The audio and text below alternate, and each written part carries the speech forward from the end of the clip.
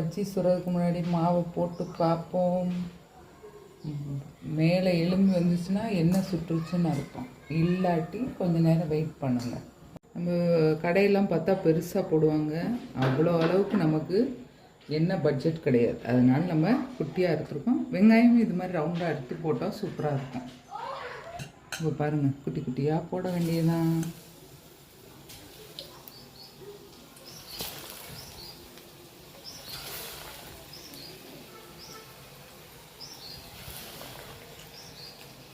எண்ணெய் கொஞ்சம் கம்மியாக வச்சுக்கோங்க, இல்லாட்டி கருகிடும் நம்ம போட்டு முடிக்கிறதுக்குள்ள. குட்டி குட்டியாக எவ்வளோ போட முடியுமோ, ஏன்னா இது ரொம்ப ஒட்டாது ஒன்றோட ஒன்று. அவ்வளோதான் போட்டு இதை ஃபஸ்ட் செட்டு எடுப்போம். இப்போ வந்து ஒன் சைடு வெந்துருச்சு, இன்னொரு சைடு திருப்பி விடுங்க. பார்த்திங்களா, குட்டி குட்டியாக அழகாக நம்ம 10 ரூபாய்க்கு 3ன்னு கொடுப்பாங்களே அந்த மாதிரி போட்டு எடுத்தாச்சு.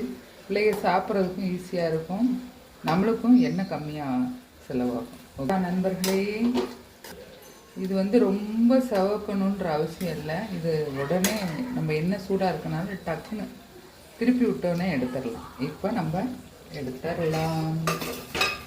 சுட சுட பஜ்ஜி ஈவினிங் ஸ்நாக்ஸ் ரெடி.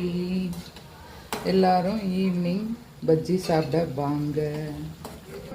இப்போ பார்த்தீங்கன்னா அதே மாதிரி இருந்தால் வெங்காயத்தை ரவுண்டாக ஸ்லைஸ் பண்ணி போட்டுருவோம். என்ஜாய் பண்ணி சாப்பிடுங்க. இந்த இது செம்ம டேஸ்ட்டாக இருக்கும் வெங்காய பஜ்ஜி. பாருங்கள், இது மாதிரி ஒரு சில நேரம் அவுந்துடும், அப்போ இன்னும் டேஸ்ட்டாக இருக்கும். ஒரு சில நேரம் உடஞ்சி போகும், உடஞ்சாலும் பரவாயில்ல, வெங்காயம் சாப்பிட டேஸ்ட்டாக இருக்கும். மீதி பார்த்தீங்கன்னா மீதி வெங்காயம்லாம் உடஞ்சி இருந்துச்சு, அதை ஃபுல்லும் கடைசியாக இப்படி போட்டுட்டு நம்ம இதையும் போட்டு எடுத்துடலாம். வெங்காயம் வச்சு கையில் போட்டால் தான் கரெக்டாக வரும், உதுத்து விடுறதுக்கு டேஸ்ட்டாக இருக்கும். ஃபுல்லும் வெங்காயம்.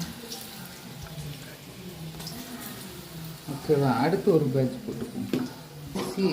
தூள் பஜ்ஜி ரெடி. சாப்பிட வேண்டியது தான். இப்போ பாருங்க, இந்த முறுமுறுன்னு ரெடியாச்சும். சூப்பர், எல்லோரும் சாப்பிட்டாங்க.